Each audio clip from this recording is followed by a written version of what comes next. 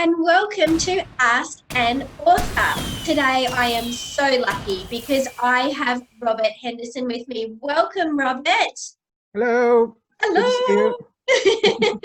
I'm so happy that you could join us today because I've had kids send in questions to ask you and they're pretty cool.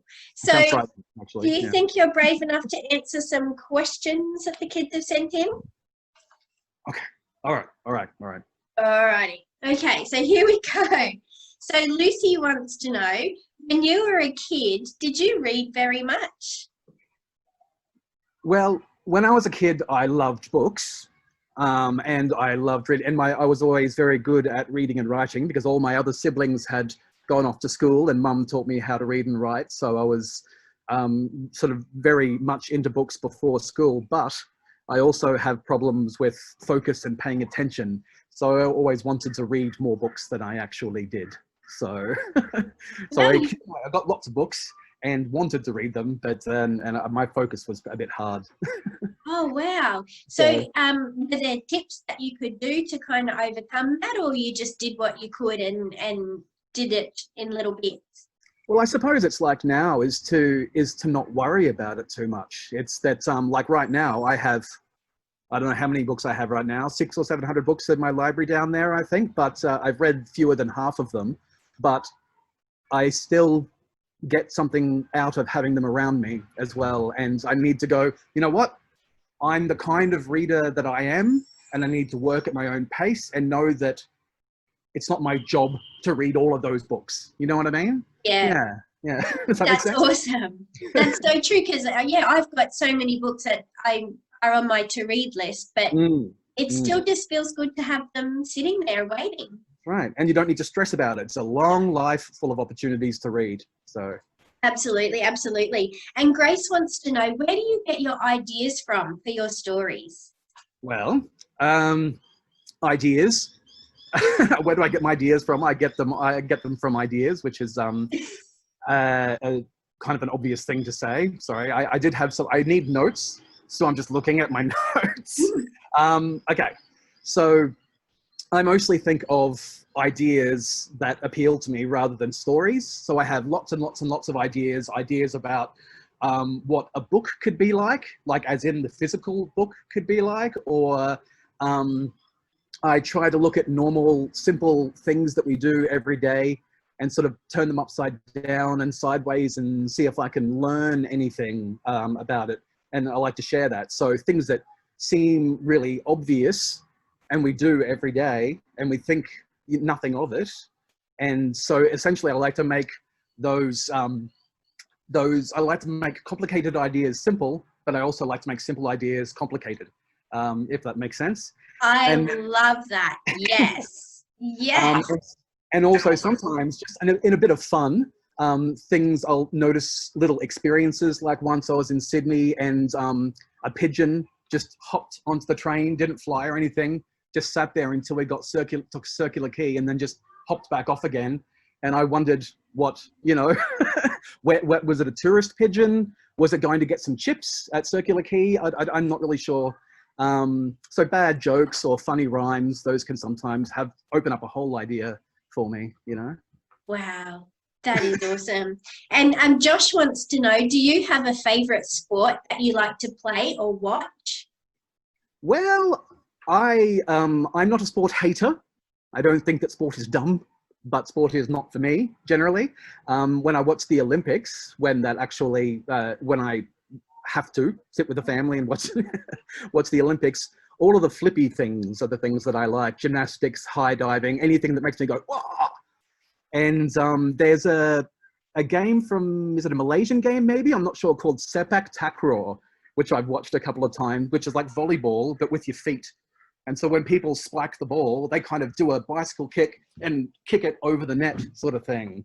So that's pretty intense. But, footy, cricket, not much. Yeah. Yeah. I actually don't mind watching the Olympics. Like the flippy stuff I love. But yeah, if somebody would make me sit down and watch tennis, I would not be happy. Yeah, yeah. I Well, remember my play parents it used to watch would tennis be later. even worse. Pardon me? Playing it would be even worse. Yeah, no. Yeah. Max wants to know, can you sing? Okay. All of these questions are complicated questions because I don't know if I can sing, but I love to sing. So my partner Vivian and I, we love to sing in the car together, usually to musicals or stuff, and especially the things where we do sing together, like a duet or something. But she's a singer and a voice artist.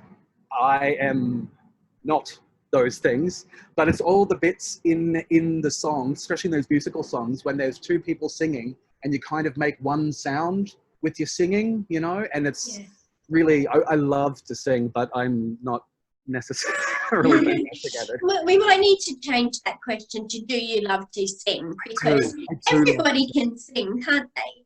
And there's a very strange thing too, is that I feel a bit of calmness too when I feel that vibration in my chest. I love having that vibration through my body, kind of like when people meditate and they use a chant or whatever.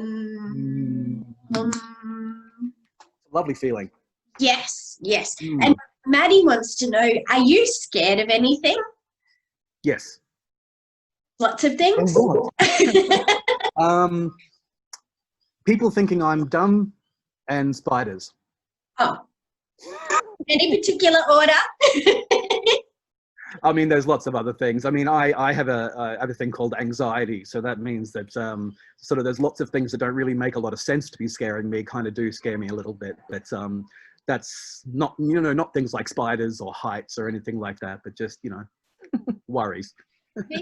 We've had lots of different answers to that question Yeah. from kites, slime, cranes. I've got one. Like having my hands, like I remember when I was young there at the museum, there was a thing where you were supposed to reach into this thing and feel it and try and guess what it was with your hands. And putting my hand inside something where I can't see where it's going, or even the idea of being in the ocean and not being able to see what's underneath, all of that kind of stuff kind of freaks me out a bit too. Oh my gosh, me too, me too. I hate swimming somewhere where I can't see the bottom. Like there could be like a mosasaurus or something in there and you just never know. I think that's the most likely possibility, I think. I do too. Hugo wants to know, do you have a favourite book or a favourite book character? Now, I'm going to have to look up my list because the answer is no, but sort of. It is way too hard because I can't say a book. So I'm going to list a few grown-up books, and then I'm going to talk about my favorite kids book from when I was a kid. Okay? Yes. So my grown-up books are The Trial by Franz Kafka, The Left Hand of Darkness by Ursula K. Le Guin, the Xenogenesis series by Octavia Butler, The Third Policeman by Flann O'Brien, Staying with the Trouble by Donna Haraway, Walking Up to the White Woman by Eileen Morton Robinson. But my favorite picture book and kids book from when I was a kid, because I know a lot of people who talk about their favorite books and it always seems to be something very nice and like sort of well written and kind of gentle and calm, like your Pooh Bears or, all that kind of stuff. But my thing is all about Grover and the monster at the end of this book. I don't know if you know that one. But apart from being like the template for a lot of different kinds of book that do that same sort of thing, there's a real manic energy to Grover that I really connect with. He's like stressed throughout the entire book. And, oh my gosh, what are you doing? And that just made me go, yes, I hear you, Grover. I understand you, Grover. I also do not want to see the monster at the end of this book, So to me, it's not just a great kids book. It's just, sorry, I get a little bit religious. But I got the little tinglies just thinking about it. It is a wonderful book. It is a wonderful book. I still have my little golden book copy of that book. And it's actually, it's ripped. Like there's, I don't know how it got ripped, but part of the cover is ripped, but I've still kept it. Because I love, and Grover was one of my favorite characters in Sesame Street. Ones that are a bit, they don't really get all the social things, and they're a bit like I hated like Bugs Bunny. I just found him smug, but I loved Daffy Duck, Donald Duck, Grover, all of the kind of the victims kind Yes, of bad and stuff was always Snuffy. happening to them. Snuffy was my favorite. So Snuffleupagus. gentle. I love Snuffy. Yeah. It was great. It was so cool. And Phoebe wants to know, what did you want to be when you grew up? Oh, I wanted to be something different every week. I didn't really know. Even when I left high school, I still wasn't really sure. And even what I ended up being in, I kind of fell into because I didn't have a job for a long time. And mum and dad said, well, why don't you do this graphic design course? I'm like, I don't know anything about graphic design. And, you know, things just kind of moved along from there. So not everybody, you know, I'm sure at some stage I wanted to be an astronaut. I'm pretty sure. And mum said I couldn't because I wore glasses. And apparently I said that she could hold my glasses on the ground while I went up. So, yeah. That's sensible. Everything and nothing, I think. Why nail yourself down? Yeah, that's right. Don't commit until you're ready. Or just never commit, Michelle. Just never commit. Never commit at all. No. Sophia wants to know, what's the most important thing about what you do? Well, I think it's kind of what I was saying before, is that I have lots of thoughts and lots of ideas, and I kind of have funny ways of doing things as well. And for a very, very long time, I thought that those funny ways of thinking or funny ways of doing things were a problem and were something that I needed to fix in order to do the things properly, you know? But it wasn't until I was like 37 or something like that that I realized that the things that made me different were actually things that I had to offer as well, and things that made me stand out in a way. So even with writing, you spend a long time thinking, okay, so it's supposed to be about this long. They say that you shouldn't rhyme. They blah, blah, blah, blah, blah, blah, blah. And then you just get to the point and go, well, that's not what I have to offer. And anyway, I don't want kids or anyone to have to wait 37 years to realize that the way that they do things is actually something that they have to offer, even though it's not the way that education is set up or society is set up. You know, it's about working out how to bring what you can bring and to meet the world halfway. So you can't just do your own thing. You need to meet up with other people as well. And so to me, communicating that thing of that back and forth of offering what you have, but also listening to what people need. Yeah, I want to share that. I think I may have rambled then. Did that make sense? No, that's it. That's awesome. That's awesome. Because yeah, I totally agree. Totally agree. And I guess this is a bit of a strange question, but do you think that books can change the world? That's interesting, because books don't exist by themselves. You know, the same book can mean nothing or everything depending on when it is, who it's read by, etc., etc. So a book never works in isolation. So I suppose I don't think that books can change the world, but I think that ideas can change the world. And I think that and also, it's not just the books themselves, because I know that when I was a teacher at university, teaching typography and graphic design, that I had a lot of students who would say to me after a lecture, that was completely pointless. That has got nothing to do with what I'm doing, blah, blah, blah. And I remember thinking, you know, every time I go into everything, every time I go into a book or I go into a lecture or I talk to someone, I'm thinking about what I can learn from it. And so even if what I learn is I totally disagree with that argument that they were making, at least I've then thought about my own argument in the way that they've argued, if that makes sense. So it's a book can't change the world, I think, but a relationship between a reader and a book can change the world, or a relationship between a reader and a writer can change the world. Does that, I'm going to stop saying, does that make sense? Because you're nodding. Yes. And it's either polite, either you're just doing active listening No, and going, I am actively nodding because it makes perfectly sense. Perfect sense. Yes. So that's, yes, absolutely. And I totally agree. And I think it comes back to what you were saying before. It's just about how you look at the world. And sometimes just having a book, which is a window or a door or a mirror, can make you look at the world a different way. and or even solidarity, even seeing that somebody else sees the world the same way that you do, and they can go, aha, yes, and almost saying, I'm allowed to think that way. I've been told I'm not supposed to think that way, but I'm allowed to think that way. It's funny how long it's taken me in my life to not worry as much about what I'm allowed to do and what I'm not allowed to do, you know? Yeah. Especially when you're being creative. Yeah. So making up words. I love making up words, you know? Yes. Just creating whole new inventions. Or being grammatically incorrect on purpose, you know?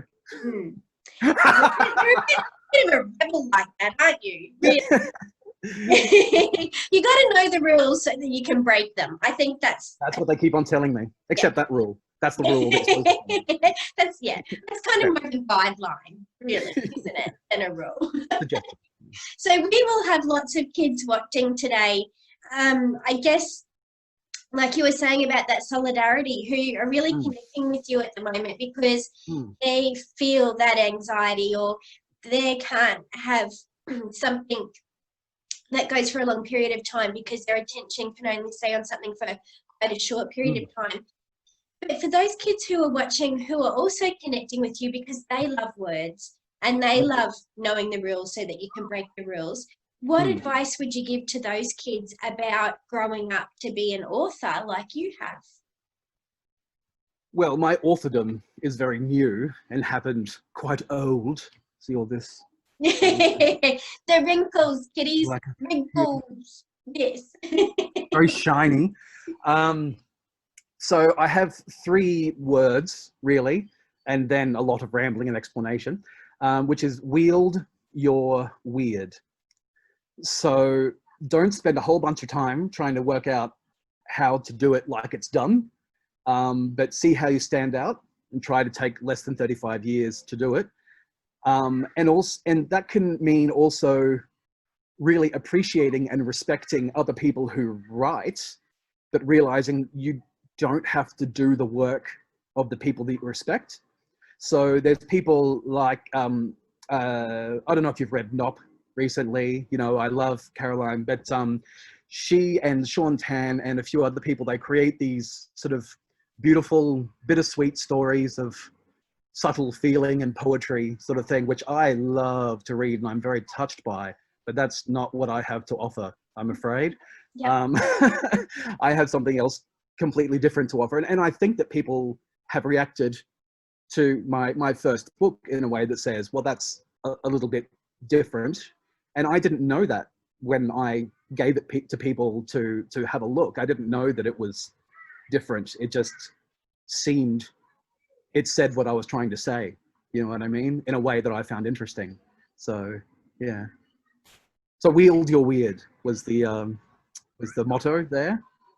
I think we need a t-shirt that says that. Just the Wield Your Weird Club. Wield Your Weird. Yes, and own it. My son says he's part of a thing called Weird Club at school, so, you know. We need more weird. Weird and creativity go together really, really well. But it's interesting when people say weird as well, because weird, when I use it, it doesn't actually mean different from normal, because normal, in a sense, is very difficult to actually find. Like if the average height is 6 feet and 3.5 inches, it would be extremely difficult to find someone who is exactly 6 feet and 3.5 inches. That normal person would be the weirdest person on the planet, you know? So it's about difference and about wielding difference, not saying I'm different to everyone else, but rather everyone has something to offer and we need to discern what that is, you know? Or having an average family has 2.5 children. Oh my gosh. I think I was the half. My mum said she had 3 children. The first 2 were for love, and me, she had, so she had someone to carry the groceries. Ah, yeah, see? Mums are practical creatures, really, aren't they? I've had so much fun talking to you today. Thank you so much for being brave enough to come and answer these questions.